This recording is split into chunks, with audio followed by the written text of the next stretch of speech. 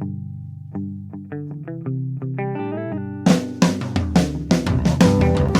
only real God is the one that you believe in. Start looking for the God in others.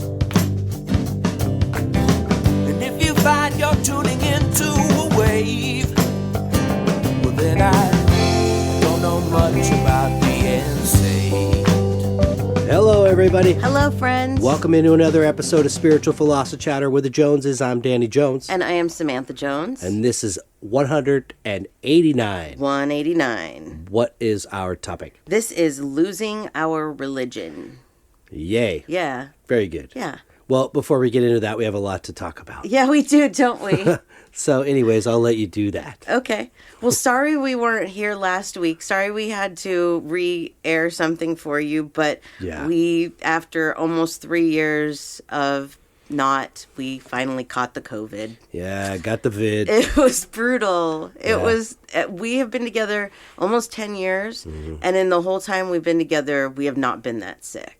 No. That was a good one. That was a good one, yeah. So we had to take the weekend off, so we apologize. We apologize for that, but we are here. We hope everybody had a very magical Christmas, Yule, Kwanzaa, whatever you just celebrated, Hanukkah. Yes.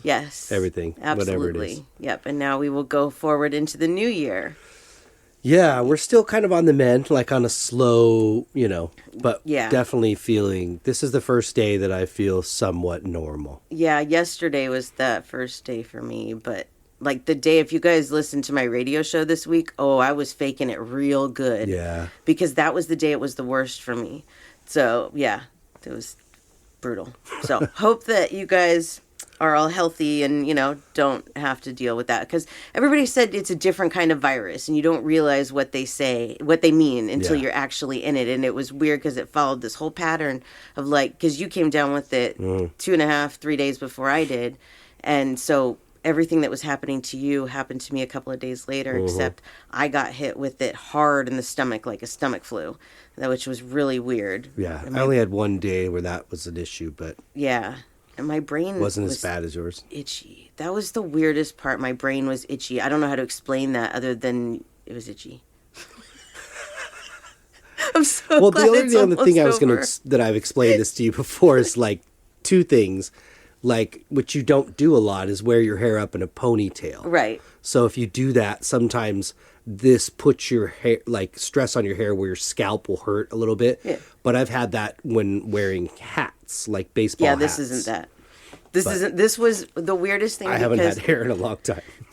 With the stomach pain, with each stomach cramp that happened, it was like a nerve going all the way up to my brain and making my brain itchy. It was so weird. So, yeah, I hope that never again. So stay healthy out there. Yeah, stay healthy. So the week before that, we did Shedding the Ego. Yeah. And Jennifer had put this underneath there. She said, the portion of the show that you and Danny talked about social media was really helpful to me. So thank you for that. And if you remember, we talked about how you shouldn't take it so seriously. Yeah. And I do think that that's really important. And, the universe has taught us a lot in this spiritual awakening and process and stuff. And stuff with social media is definitely something that they point out to me quite frequently. And so it's completely changed the way that I feel about that. Right. If it bothers you, take a break from it. Yeah. I mean, I have times like that where I'm just I'm not into it. Yeah, for sure. It doesn't entertain me, or, some things that you may come across may rub you a certain way, you know?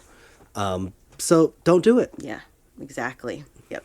So thank you for that feedback, Jennifer, and to everybody else that gave feedback for that episode. And then every week we answer 2 questions. So the first question was actually posted in our discussion group by Mandy. She said, wondering if anyone has any perspective on the energy surge that happens to so many people and animals before they pass. It's such a common phenomenon and would love to hear any insight from the spiritual side. Yeah, it is pretty incredible. Yeah, it is. Especially if you have been around a person, which I've had more kind of experiences with that, where they seem to be more coherent and remembering things, and you're thinking, oh, this is great. You know, they're getting better. Yeah. and then it doesn't. It goes the opposite. But Yeah, they tell you in hospice when if your loved one is in hospice to prepare for that, to Yeah. prepare for that surge. And I'm not really sure why that is. If that's just a natural thing that our body does, or if that's like the other side's way of being like, okay, you have a little bit more time. My friend Katie, she listens to the podcast, so she's Right. probably listening. Her mom recently passed away, and she said a few days before she passed, she had one of those where she woke up and she like paid all of the bills. She got everything in order, like she knew what was going to happen. Right. So yeah, it's really interesting to see that. Mandy had said that it has happened to her twice. She said, my kitty that was very sick and could hardly make it to the litter box without having to catch her breath suddenly had the strength to run up the stairs, sharpen her claws, rub on her scratcher, and eat some food the night before we had to help her pass. wow. And I hear that from a lot of people because then they think, oh my gosh, they're going to be okay. This isn't it. Yeah, you're kind of having hope. Exactly. I remember once my grandmother went through this moment of clarity where it was like her dementia was completely gone. This was years before she died, though, but it made me worry. I was like, whoa, is she going to die in a couple of days? Like, what's going on? But that's not what happened. But Mandy also said, my grandfather was on hospice for about a year. The last 8 months, she didn't know who any of us were and was always in a different timeline in her life. 2 days before she passed, she had a day of being lucid and was able to talk to everyone in the present day and knew what she was saying. It was really wild. That's exactly what my grandma did just out of the blue, but that Right. she didn't pass away. It was so weird. Right. Another way that I took this question, and Hillary also took it the same way because she responded a little bit differently, is with people that those of us that are sensitive to spirits sometimes have this energy ourselves that we feel something before it happens. Right. My grandmother, she never talked about it, but she had these abilities. And when she lived in nursing homes, she would tell me the day before somebody was going to die, but she thought it was her. She would tell me, I'm going to die tomorrow. I'm going to die. And then I'd get there the next day and somebody else had passed. I had the day that our friend Michael passed away, actually was the day after, but a couple hours before we found out, I was really, really anxious and nervous and couldn't figure out why. And I even did a reading for one of my clients, and I said, I'm really sorry, I don't know what this energy is about. And then I realized afterwards what it was. So there's also that kind of energy as well that you might pick up before somebody's going to pass away and might even not know that that's what's happening. I think it's really intriguing. I've often wondered what that is. Is it just simply a chemical release that we all do as a species right before? I tend to believe that when we dream, along with passing to the other side, but when we dream, we go there as well. So during this time of someone's life, they're kind of going to the other side and visiting, or the other side's kind of meeting them halfway. Right, yes. So a lot of times you'll see end of life stage where people look like they're communicating with somebody in the room that's not there. Yeah. So I wonder, is this kind of like what you said earlier, is this this sort of counseling with the other side and talking to them and them saying, look, you have a little bit more time. So you come back with this resurgence of energy of like, oh, I have a little bit more time. I'm going to sort of come to and do the best I can. Or is it them sharing with you that your time is near? Right. And you're not wanting to accept that maybe. So you come back with a resurgence of like, I can do this. Yeah. I can be my normal self. And then realizing that maybe you just can't. Yeah. Maybe it's a way to tell us too, look, here it is. A last gift too, yeah. Exactly. Here's a little bit of clarity, so you can say what you need to say or whatever. Yeah. It could be all of the above. So so that was a great question, Mandy. Yeah. Thank you so Thanks. much for that. And then Hillary asked this question. She said, I was talking with someone today about reincarnation and had a question. Does our soul family have to be blood family in this physical life? I feel like I have run into people that I have known my whole life but zero relation to. I'm finding it more and more interesting, the people that cross our paths and why. So I think there's soul family and like we have a soul group, we have soul family, and then there's like the acquaintances and friends that are still soulmates. They're just on a different level. As far as who our soul family are, no, they are not just blood family. I think we live so many lives that probably at some time. I think it could be either or. Yeah. But like in this life, I do believe that you and I, me and Danny, are soul family, and we are not blood related. My grandfather, Bob, he was my step grandfather. We were not blood related, and he is literally one of the most important people ever to me. Like, my life wouldn't be the same without him. So I feel like he's definitely soul family. I know he is. So it's not blood. I really feel like it's soul, and that's totally different. Yeah, it's not. Because, you know what I mean? We're not talking, there's nothing genetic going on the other side. And it's just energy. There's nothing to tie you to somebody else other than this soul connection. Well, and I just heard a little message, and that's that we are one. So we are all family. Yeah. It doesn't have to be by blood. It's just that in this life, that's how we kind of learn. Yeah, we learn our lessons with, blood family seems to be different, the way that we deal with those lessons when it's... And I also think it's a thing that we teach our young and we embrace as we grow. It's, again, an identity thing. Yes. Like to place us somewhere, to say we are a part of this. Yeah. This group, this clan, this community, whatever. And I don't think there's any rules to this either. Like, if you come across somebody that's only in your life for a little while, there's nothing saying that person isn't still soul family. Mm-hmm. It's just that in this life, maybe they're playing a smaller role than in other lives. Yeah. But when we get back to the other side, we understand and we see the bigger picture of things and how we know each other. We recognize each other just by our soul.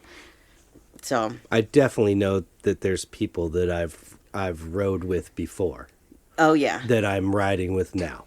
Absolutely. And you can feel it a lot of times too, for sure. And because I catch myself either saying it in my mind out loud or feeling that. Mm-hmm. And then that's my confirmation of, yes, this person I have. Yep. There's a familiarity there. Mm-hmm. Yep. So hope that answers your question, Hillary. Another great one. Hillary. I love that topic of soul family and stuff. And then we do a reading every week. So let's do this one. Okay. So this is for Nancy. And Nancy is one of my clients that I have read for in the past. And apparently 3 or 4 years ago, I told her that the guy that she's with is not the guy for her. And she's had other psychics tell her that. So this is what she said. She said, currently I'm in a relationship with Brett and have been for a few years. The universe always seems to conspire against the relationship, and many people have told me that he is not my person. I am happy and content. I love him, but I am not in love.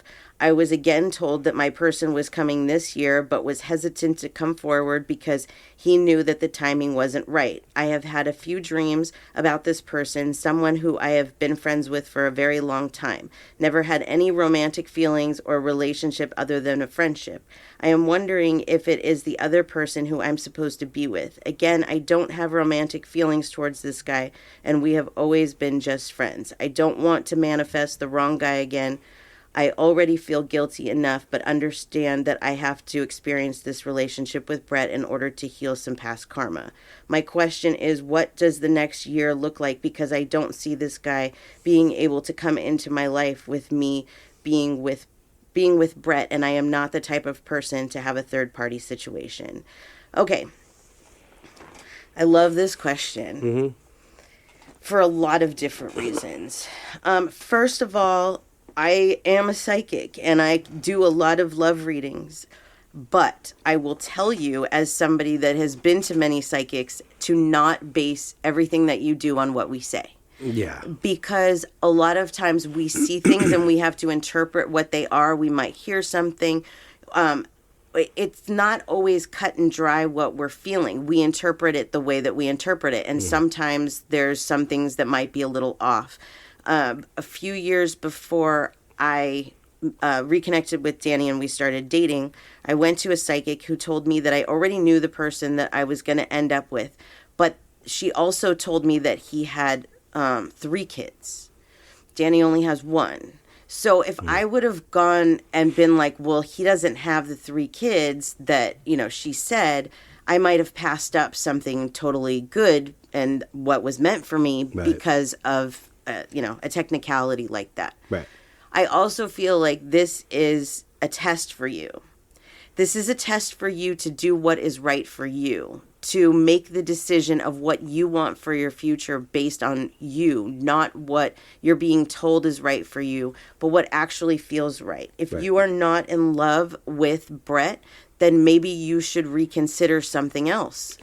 I got to be honest, when just hearing, what was her name again? This is Nancy. Nancy. When hearing what she wrote, I felt like I heard her answer right in that. Yeah. But I'm also kind of looking at it besides a magical way that the universe brings 2 people together, which is magical. It's incredible. I can also see it from a logic and reason point of view. And that is, if you do have an admirer from afar, this person, out of respect for you and or the other person, may not be coming forward because you are involved with another person. Right. So maybe they're waiting for the open window or an opportunity when that's not the case. Right. But right now, maybe they're staying at bay because they don't want to cause any problems. Right, for sure. And I know that you were given a timeline here, but something about timelines is they change. It has a lot to do with us, with our growth, with what we do. If we are learning our lessons and doing all the things we're supposed to do in the timely manner we're supposed to, then yes, these are the timelines that it'll stick with. Yeah. But if we don't, then the timeline can't stay. It has to fluctuate. Yeah. So you can't take, again, with the timeline, I wouldn't go, by what has been said to you and that. I'm going to rock your boat a little bit here and tell you that neither one of these guys is the one. But that's really honestly none of my business. It's like, if you want to be with one of these guys, then be with one of these guys. But the universe is trying to push you wherever you're supposed to go. And this is a big lesson in what is the best for Nancy. Are you settling? That's one thing to ask yourself. Are you settling with Brett because you are afraid that there isn't anybody else out there better for you? Or are you truly, truly happy? But again, you said that you're not in love with him. So that says something huge to me. So I think for you, what you need to do is you need to discover this within yourself. You need to look at the situation yourself and this as being a life lesson for you. And really, I shouldn't be telling you what to do. No other psychic should be telling you what to do. This is a moment of reflection, of going into the new year and saying, okay, 2023 is going to be the year that I am going to focus on myself and I'm going to make my life what I want of it. I promise you, Nancy, when you do that, when you start living your life the way that you want to live it, this person will come to you. You do not need to go looking for him. You do not need to, think that it's this person or the other. It might be somebody that you've never even met before. But he will come forward when the time is right. The time is not right yet because you haven't made that decision of what you want to do. So that's the first step here, is making this decision based on what Nancy needs for her future. And that should be top priority for the beginning of 2023 is what I'm feeling. And I think if you can do that and be totally honest with yourself and decide whether you're settling or not, that whoever you're supposed to be with, it will happen. It will happen soon. It will happen sooner rather than later. Mm-hmm. But you have to let go of, that... what's the word I'm looking here for comfort. There's that comfort zone that we don't want to step out of. We don't want to rock a boat because, it doesn't seem like it needs to be rocked. But at the same time, if you're just sitting there settling for that, then that's not a way to live your life. Yeah, I agree. So I hope that helps you, Nancy. And I hope that, yeah. Good luck, Nancy. Yeah, good luck, Nancy. Thank you so much for that. Okay, so let's move on. All right. Okay, so let's give our info. Oh, you know what? I wanted to say one thing before we give our info is Yes. that my Instagram account was cloned. Yes. What this means is that there is somebody pretending to be me offering readings. It is not me. I will never reach out for readings like that. No. That will not happen. So if you have been one of the people that's contacted me about this, thank you. If you were somebody that this person did this to, I apologize. Please know that wasn't me, and to please block and report that. This is something that I see with a lot of psychics as they get more and more popular. Yeah. And so I don't think that there's anything that I can do to avoid this from happening. No. So you can tell because my Instagram is Samantha Jones Psychic Medium. And what they do is they just add things like underscores or symbols or something. Right. So anything that comes to you, if it says anything other than that Samantha alone Jones is, Psychic Medium. you're not going to solicit people. So that alone, it says this is not you. I will never do that. Yep. Yeah. So if that happened, sorry. And then let's see. Let me give you the rest of my info. So you can find me at SamanthaJonesPsychicMedium.com. You can find my radio show on VoiceAmerica.com on the Empowerment Channel every Wednesday at 10 a.m. Pacific Standard Time. This last week, I had Bastion, the talking terrier, and his owner, Joelle, on. And we talked about the communication buttons that they program with voices and then teach the dogs how to use them, or cats, whatever. So have a listen to that if you haven't already. It was lots of fun. That's cool. Yeah. And then for you. Yeah, for my art, djonesartcollection.com for the web, at djonesartcollection for Instagram, Facebook, and TikTok. And if you're in the Thousand Oaks area, I think it's starting January 1st. I have one piece of John Lennon in a art exhibit, Visions of Peace art exhibit at the Thousand Oaks Civic Center. So if you're in that area, it's in the Fred Calvi theater lobby. It's pretty cool. There's a lot of pieces there, so nice. Check it out. Congratulations. Thank you. Yeah. That's it for me. Awesome. Okay, then. Well, episode 189, Losing Our Religion. I had been hearing the song Losing My Religion constantly. Yeah. And there was a couple of months ago that you were watching a documentary on REM and heard about what this song was actually supposed to be about. And I just kept hearing it and pointing it out to you in the car. I'm hearing this all the time. And I think that the reason that I was is because we needed to do an episode like this, because this has been something that's been on my mind for a long time, is kind of letting go of religion when you're moving into spirituality and having a spiritual awakening. And I'm kind of bummed that we didn't get to do this episode last week, because a lot of this came up for us because of Christmas. Yeah. And everything that's changed so much since the spiritual awakening. And so that's pretty much what this episode is going to be about today is... Yeah. Yeah. I would absolutely agree that I think in order to go through this process, having to deconstruct my belief system as I knew it to basically the foundation and then reconstructing. Yes. Because it's a whole different perception and a point of view that I didn't really have. A lot of it I didn't have before. Yeah. Christmas in general is a Christian holiday. Yes. But there's a lot of us that aren't Christian that celebrate Christmas. Yes. But this never used to bother me, and now I find it very confusing. Yeah. I mean, I think because... as a child, you don't understand it. So it's magical, it's wonderful, it's a great time of year. You're getting presents. Yeah, exactly. And I would say that probably in the Western world, most children grow up believing in this character, Santa Claus. Mm-hmm. This is kind of the problem that I have with this. And I grew up in it. I even did it to my own child. And it's like a perpetuating thing that we're doing. So we're celebrating the birth of what people would call the Son of God or Messiah on a day that this person was not actually even born. Right.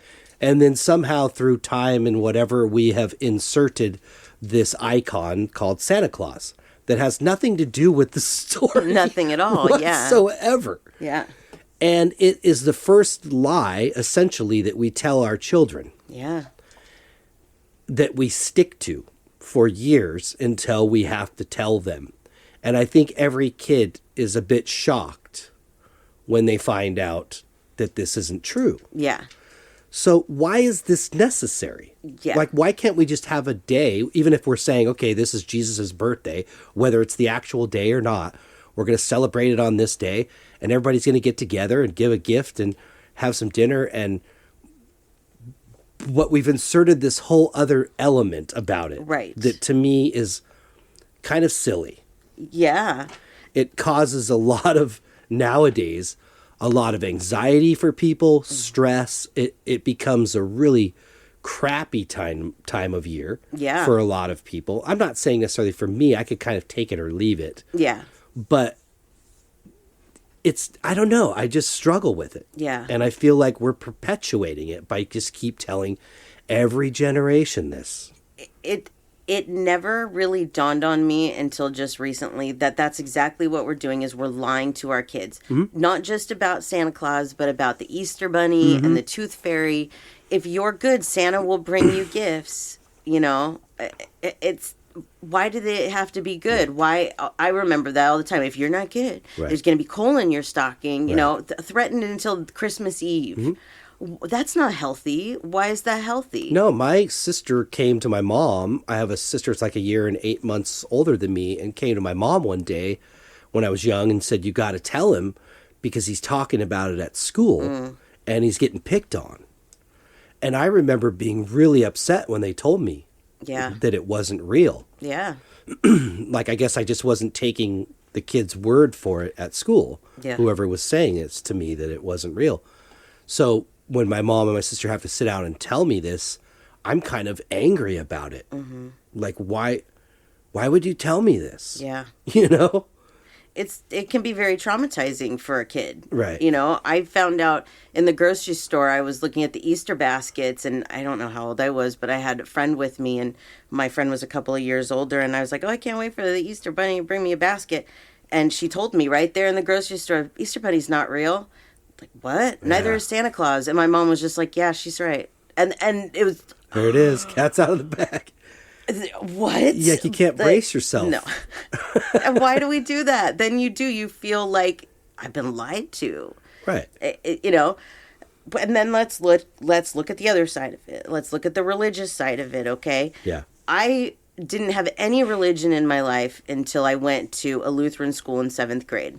My brother... It was the same way. I asked him, I said, do you remember Christmas ever being about Jesus? And he said only with one of the babysitters that he had was it about Jesus and, you know, all of that. Right. But he was never taught any of that. Yeah, that wasn't prominent in my house either. No, and then it becomes very confusing when you're all of a sudden, somebody says, you know, that to you, like going to that Lutheran school and being like, what is going on here? Now there's a whole other element added to this, and I don't know what's going on. Hey, are you celebrating Santa Claus's birthday tomorrow?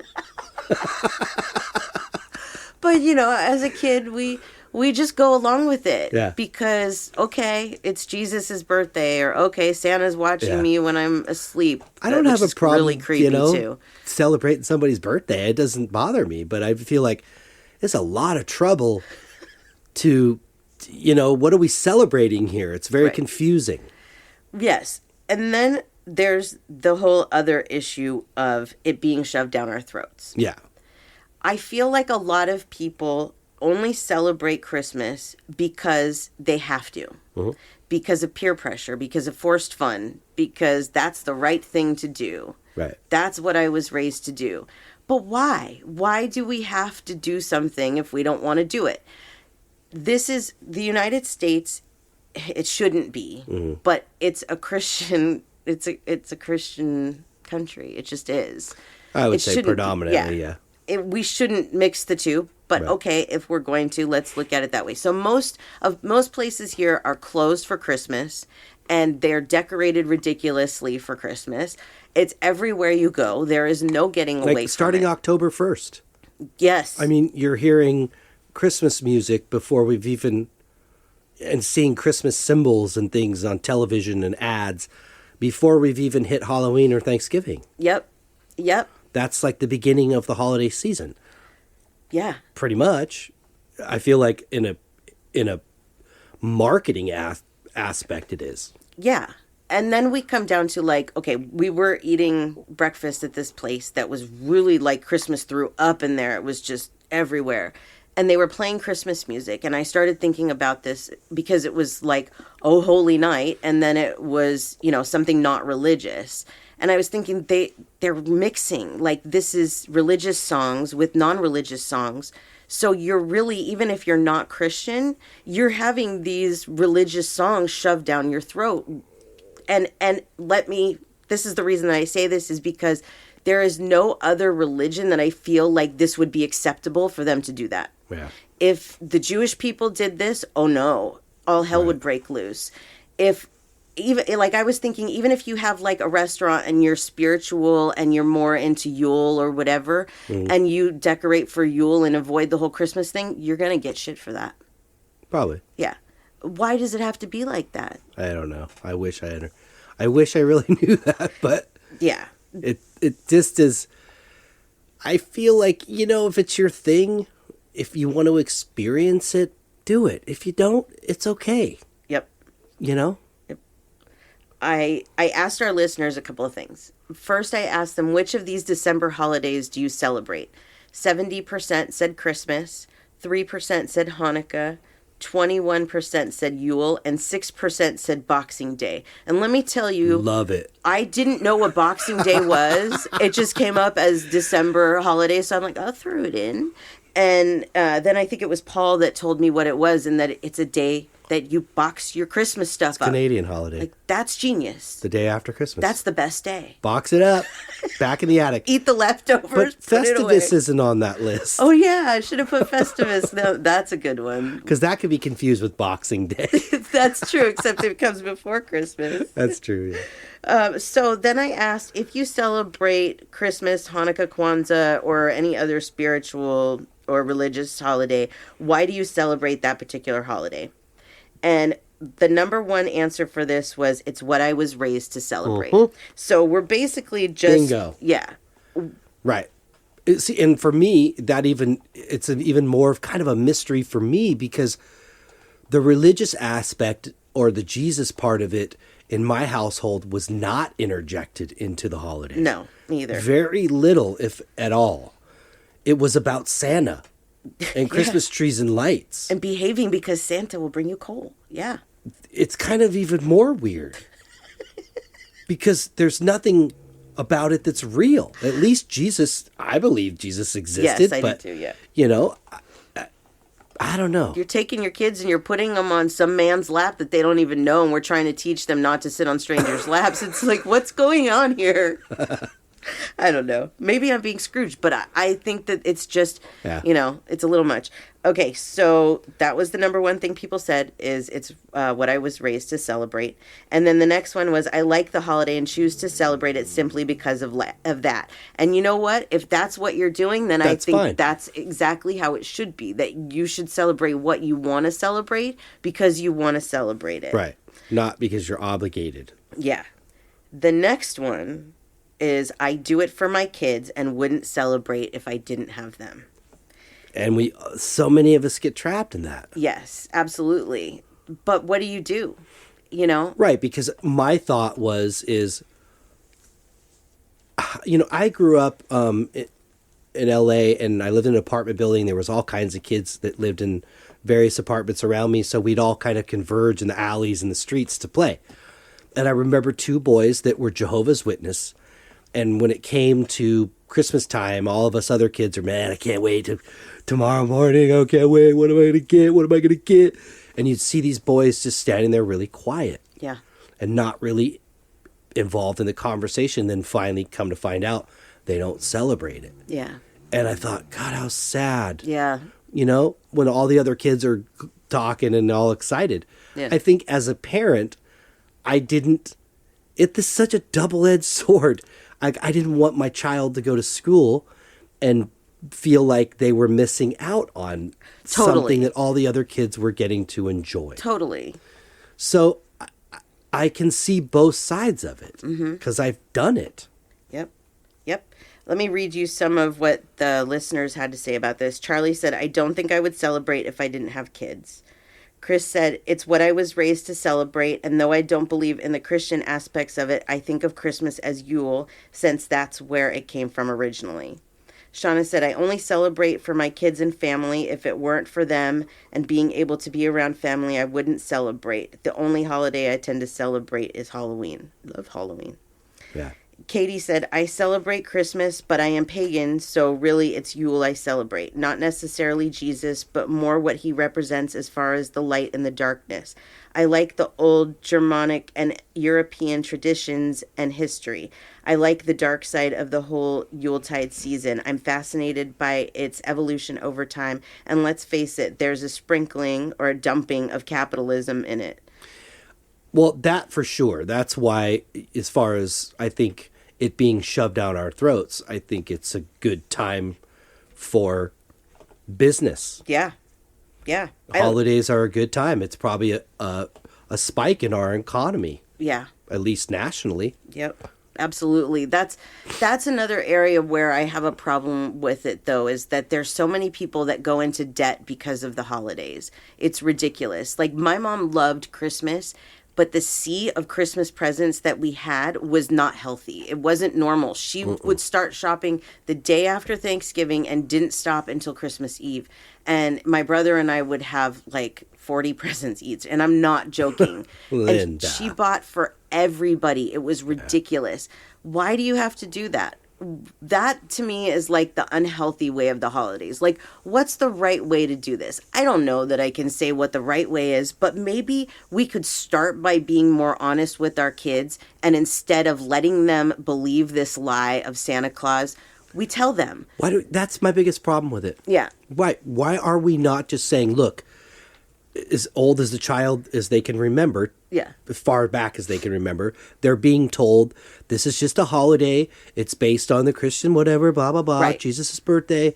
But there's this character, Santa Claus. He's not real, but everybody makes him up, and it's just fun, and we just have fun with it. He's make-believe. Why do we have to make it a freaking lie? Exactly. He's make-believe. Yeah.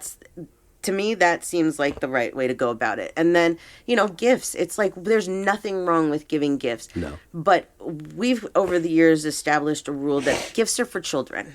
We give the children gifts. We don't exchange gifts, the two of us. We don't buy for other people. If other people don't like that and they think that makes us cheap or bad people, so I'm really sorry, but that's our belief. That's the way that we want to go about things, because there's no reason to go into financial debt over the holidays. It makes no sense, you know? If you're an adult, it's about eating and hanging around and spending time together. That's, for me, the best part about it, if you have a family that you can do that with. And for some people, that's a miserable experience with their family. Yeah. So that's why I'm saying the holidays isn't necessarily great for everybody. Yeah. It's not all tinsel and, sparkly lights. There's a lot that goes with it. Yeah, and I think we want to live up to these expectations, too, that it has to be a certain way. It has to be, with family. It has to this or that. This Christmas was so ridiculously different for us. But you know what? I still had a nice Christmas. We didn't get to exchange gifts, except we gave Marina gifts, but we didn't get to sit with her and watch her open those gifts. And she buys for us because she was negative and she stayed COVID negative. So she's kept her distance from us. So we didn't get to be with her on Christmas, which really sucked. We had McDonald's for Christmas. We sat in the McDonald's parking lot and ate that. But you know what? It was okay. It's like every year is not going to be this big, hoopla that we want it to be. And if we can accept that and realize this wasn't a bad Christmas just because I had COVID and I had to eat McDonald's or whatever. Our house has been that's another one. Upside down for weeks. This has been the worst month, the longest month. This has been the longest month of my life, I feel like. It has, and it's not over yet. No, but I think that what the universe wants us to do when these things happen is to still look at the bright side of things. Yeah. It could always be worse. Yeah, my house is torn apart, but at least I have one. Right. At least I have a roof over my head. Amen. It's raining. Yeah. Okay, I have COVID, but it could be so much worse. Marina was in a car accident. That could have been so much worse. These three things that happened this month, I looked at them as like, okay, I'm so grateful for the other things, And I think that's what we're supposed to do. And the universe tests us a lot to see, what are you going to do with these things? Yeah. Are you going to let it ruin you, or are you going to, Yeah. just go with it? Because what can you do? So I know for a lot of people, it's disappointing, people that were stranded for Christmas that didn't get to take their flights because of what was going on with Southwest and all that. It sucks. Yeah. But I hope that whoever that happened to was able to still find the magic in the season. That's what it's supposed to be about. Yeah, I kind of felt the worst for Marina, because this Yes. is technically like her last year before she's an adult. Yeah. And probably off to college. And our living room and house has just been under construction, and there was nowhere to put Christmas tree or, the decorations, and then being sick, it's like we were sitting in separate rooms. Yeah. For the last 10 days. So, yeah, I felt kind of bad for her, but that's what she's used to. Yeah. You right. know, is every year the tree and all the stuff, Exactly. So one other thing that I wanted to talk about in this episode, as far as this losing our religion, which I don't want to make it sound like we have to not be religious. Like, I truly believe that everybody should believe in something, no matter what it is. Believe in something, but believe in it because you want to believe in it, I would say that having faith in something that brings you closer to God or the source or whatever you want to call it is great. Having something that you're afraid of is something else. Yeah. And by that I mean a level of fear of, if I don't accept this, then I go somewhere different than everybody else. Yeah. And that's where I have to draw the line and say, I don't care if you don't believe in Jesus or Buddha or whatever. Yeah. You are going to end up in the same exact place Yes. as those souls. Yeah. You will see that Jesus is also a soul. And Buddha and whoever else. Yeah. We are one. Yeah. We all come from the same thing, and we all go back to the same thing. Yep. I don't care what kind of heinous crap you did in this life or any life, you go back to the same place. Yes. So that's where, for me, having to deconstruct the things that I was learning on my own, because I sought religion on my own. My parents never really gave that to me in my life, and I'm grateful, because I see how it's damaged people that has had it shoved down their throats. Yep. But I sought it on my own because I was searching for, what is the answer? What is the truth? Yes. Where am I going? And had some good experiences, and then I had some really bad experiences. And to the point now where I am utterly and completely convinced that it doesn't matter. Mm-hmm. It really does not matter. I mean, your lessons to you on your own conscious level, those things matter. So I would suggest, don't go out and do bad things. Right. Try to do good things. But if you've made bad choices and you have done bad things, try to change it from then on. Yes. You can always change. Yes. So it's never, ever too late. But you don't have to have a church or a pastor or a priest or a father or anybody telling you that you're not going to transition and go to this place because of anything that you have said, thought, or did. Yeah. Not that is a bunch of crap. And to me, it's nothing but control. Absolutely. That's exactly what it is. We interject fear to control the crowd. Yeah. And religion is no different than a mob and then the National Guard converging onto a mob. Yep. They're going to interject fear to control the situation. Yep. I saw this meme today. It had the kid, the straight-faced kid, and it said, when Christians say don't believe everything you read. It's true. Don't believe everything you read, especially when it was written a long time ago. Yeah. So Amanda Murray said this. She was excited about this topic, and she said, "This is one of the things I'm currently struggling with. I was raised Mormon, even got married in the temple with my husband. We left the church 18 years ago. Since I have had my spiritual awakening, I have come to realize how much religious trauma I have that I have just stuffed down. I feel like this topic will be so helpful for me to hear." So that's something I want to talk about is religious trauma. Because this is something that we don't realize, a lot of us, that it's a part of us somewhere along the lines. Yeah. Religious trauma occurs when an individual struggles with unlearning a religion or a set of belief. It involves breaking away from a controlling environment.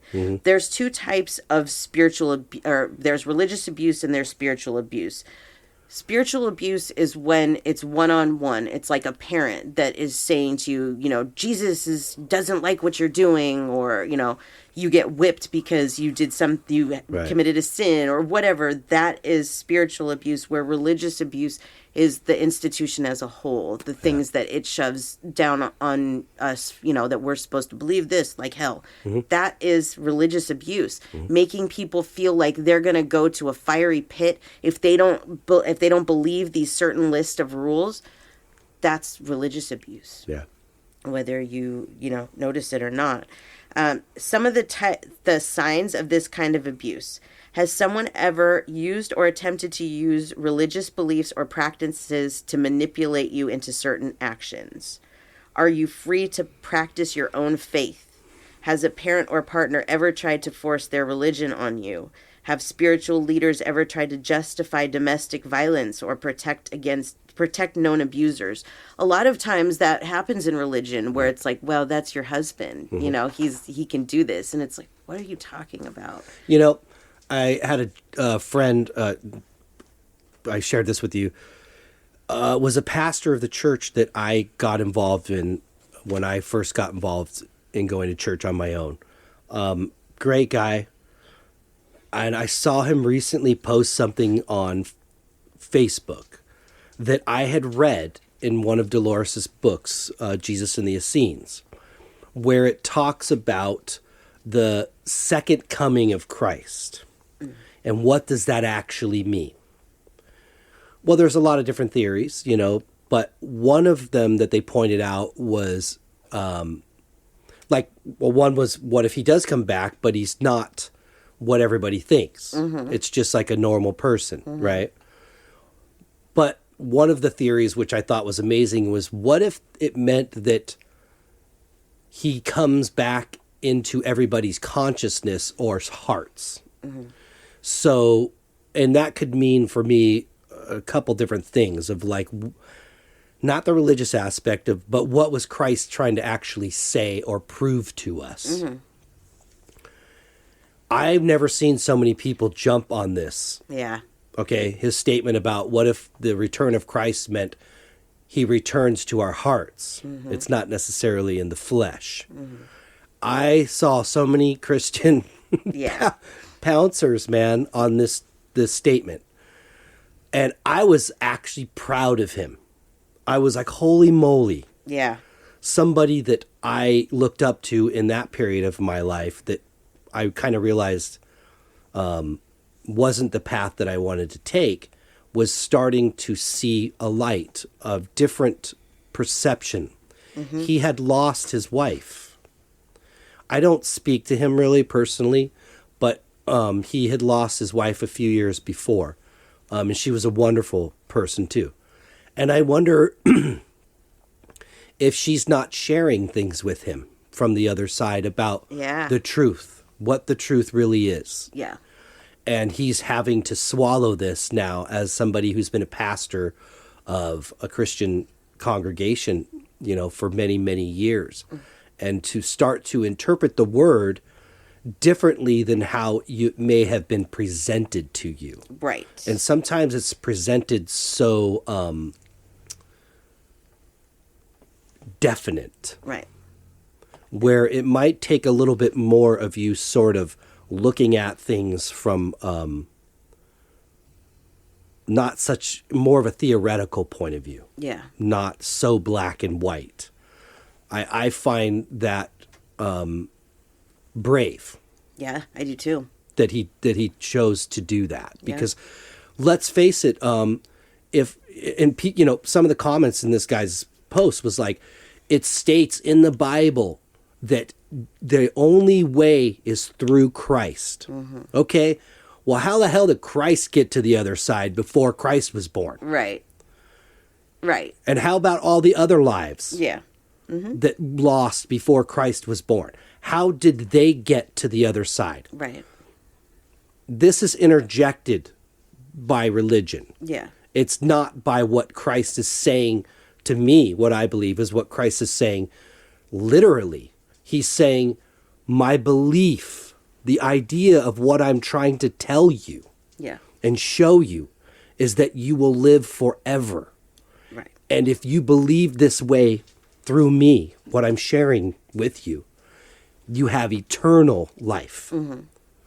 But you're going to have that anyways. Right. Yeah. It was just a lot of it was taken out of context. Yes, and he wasn't hanging out with other believers Right. sharing this. He was going to the places where they were Yes. bad places and sick and, you know, Yes. not better off. Yeah. So that says another huge aspect of it to me too, Yeah. is that this was trying to be spread for everybody, not just, well, if you're not Christian Right. or you're not this or you're not that, then you can't be a part of. Let's face it, we're all searching to belong somewhere in this life.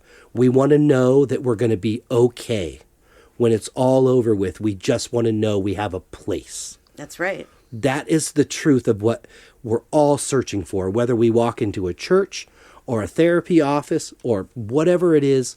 We are searching to know we are going to be okay. That's right. And I have never believed that more in my life Yeah. than I do now. That I will judge myself on the dumb things I've done, but I'm going to heaven like everybody else. Yep. And I'm going to be so excited to be home when I get there. And then after a while, I think I'm going to get bored and I'm coming back Yeah. Right. because I'll realize there were some things I admitted to myself that were dumb. Right. And I got to do that over again. Yeah. You know, it's not necessarily even about the religion itself. It's about the person themselves. It's about how they handle their religion. And it's like there's good Christians and there's bad Christians. There's Christians that use Jesus and all of that to, you know, say it's okay for them to believe a certain way and push those beliefs on somebody else. When really that's not what the religion is about. It's supposed to be about love and about helping people, and those are the Christians and the religious people that I respect, are the ones that are doing good with what they feel their religion is. Because the thing is like, for me, I'm not religious, obviously, I'm spiritual. Some people look at that as weird and they don't agree with it, especially a lot of Christians won't agree with it. But what difference is it to them? Right. I still believe. I believe that we go someplace wonderful after we die. I believe that there's a creator. I just choose to allow other people to make their own decisions instead of pushing my beliefs on that they should live this way and that way and this way. Yeah, I think part of the spiritual belief for me is that you don't have to believe anything. Right. Because you're going to be shown the truth. And it doesn't matter what religion you were either forced to obey or you stumbled upon. It doesn't matter. Yep. I think a part of this journey, this spiritual journey, is letting go of the spiritual ego, letting go of thinking that you know everything and that this is the way it is, because I don't know everything. You don't know everything. None of us do. And we probably won't know everything until we go. There are thousands of different religions and none of them are completely right. No. They're all a little bit right, but not all of them are completely. And so we have to accept that and let go of thinking that we know everything and that we're right. And just let people be the religion they want to be. Let them make their own decisions on the things that they want to. And stop using our religious beliefs to shove things down other people's throats. Right.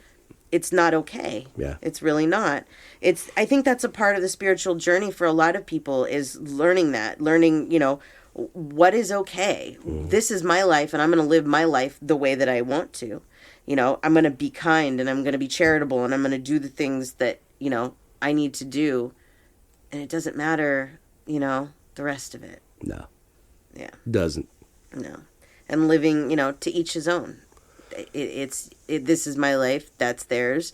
I'm going to do things. I've always kind of felt that. Yeah. Live and let live. Exactly. And I think if we could take that into context when it comes to religion, that we could, grow a lot as a society, be more open about things. But I'm usually a little weary of any type of like a religious situation where somebody's coming at you, because you can't help but feel like, what is it you're trying to hide? Yeah. Right. I'm not coming at you like that. Like, live your life and believe what you want to believe. But all I can say is I'm going to tap you on the shoulder when we get to the other side and be like, hi. Good to see you here. What'd Hi. you learn? Yeah, totally. Yep. And that's where the truth is that, like they shared with you earlier in the episode, is we are one. Yep. We're all the same. Yep. But we can't see this ball of light that's inside of us. We see skin color. We see religious, declaration and that kind of thing. Yeah. And it's all being like, and that's part of the test, is like, how are you going to treat people that don't look like you and don't worship the same things? And right. What is your soul going to do? How is it going to react? Yep. That's part of your lesson. Absolutely it is. But if we stripped all this away, we'd just be all glowing balls of light and then look exactly the same, and we'd realize, wow, we're all the same. Yeah, we are one. Yeah. Well, there you have it. Very good. Very good. That was nice. Yeah, it was nice to be back. Yeah. I don't know. Even though it's 1 week, it still felt like a lot of time, and Yeah. I always miss it. So It does feel good. Yeah, it does. It's a nice reminder. Yeah, for sure. Well, I enjoyed that. Thank you. Yeah, for sure. I hope everybody else did too. Yes, me too. Yeah. Well, before we say goodbye, would you like to share your information one more time? Yes, so you can find me at SamanthaJonesPsychicMedium.com. If you'd like to listen to my radio show, it's live Wednesdays at 10 a.m. Pacific Standard Time on VoiceAmerica.com on the Empowerment Channel. You can call into the show and get a reading from me there, or even ask questions. The show number, so you have it, is 888-346-9141. I should have that memorized by now. I say it so much. So, and then you, sir. One more time for my art, djonesartcollection.com for the web, at djonesartcollection for Instagram, Facebook, and TikTok. And again, one more time, I do have a piece at the TO Civic Center. If you're in the area, I think it's January 1st through March 1st, they're having a Visions of Peace exhibit. Nice. And so I did get to see some of the pieces that were going to be put up when I dropped mine off, and it looked pretty cool. So very good. And it's in the Fred Calvi lobby, the theater. Fred Calvi, they titled it, in their lobby. It's pretty big, so it's like 2 stories. So cool. Check it out. Very good. And that's it for me. Fabulous. Well, we hope that everybody did get something out of this. That we do. And, just do you, and I'll do me, and everybody will be cool. Yes. And we have to wish you all a very happy New Year. That, indeed. It will be New Year when you guys hear this episode. Yes, so happy New Year. Happy New Year. Yes. May this be a good one. And everybody have a great week. Yes. And until next week, Peace and love.